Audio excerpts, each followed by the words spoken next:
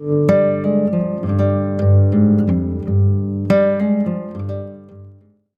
اللہ الرحمن الرحیم۔ السلام علیکم ناظرین۔ اللہ تعالیٰ اپنے بندے کا ذریعہ نجات کسی نہ کسی سبب سے بنا دیتے ہیں۔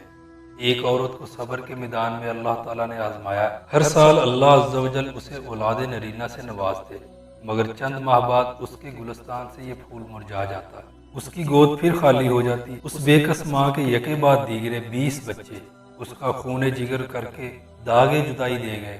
آخری بچے کے فوت ہونے پر اس کے غم میں آگ بھڑک اٹھی۔ آدھی رات کو زندہ لاش کی طرح اٹھی اور اپنے خالق و مالک کے سامنے سر سجدے میں رکھ کر خوب روئی، اپنا سارا غم اور اپنے جگر کا خون مناجات میں پیش کیا۔ اے کون و مکان کے مالک، تیری اس گناہگار بندی سے کیا تقصیر ہوئی کہ سال میں 9 مہینے خون جگر دے کر اس بچے کی تکلیف اٹھاتی ہے۔ جب امید کا درخت پھل لاتا ہے تو صرف چند ماہ اس کی بہار دیکھنا نصیب ہوتی ہے۔ میرے باغ میں 20 پھول کھلے، مگر میں نے سیر ہو کر ایک کی بھی دید نہ کی۔ آئے دن مجھے غم کی ہول لگی رہتی ہے، میرا کوئی بچہ پروان نہ چڑھا۔ اے دکھی دلوں کے بھید جاننے والے، مجھ بے نوا پر اپنا لطف و کرم فرما۔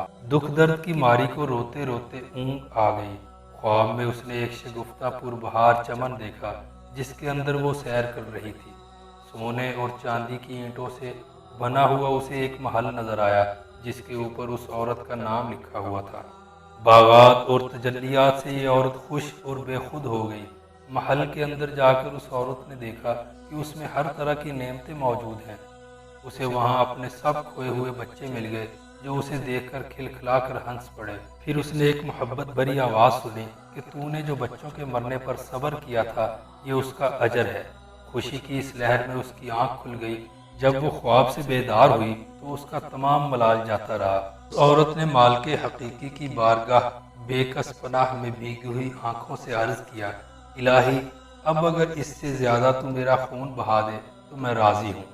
اب اگر تو مجھے سینکڑوں سال بھی اسی طرح رکھے جس طرح میں اب ہوں تو کچھ غم نہیں، یہ تیرے انعامات تو میرے صبر سے کہیں زیادہ ہیں۔ اس نے سمجھ لیا کہ چند روزہ زندگی کے بعد اسے بہت اچھا ٹھکانہ ملنے والا ہے۔ ان چند دن کے فراق کے بعد میری اپنے بچوں سے دائمی ملاقات ہونے والی ہے۔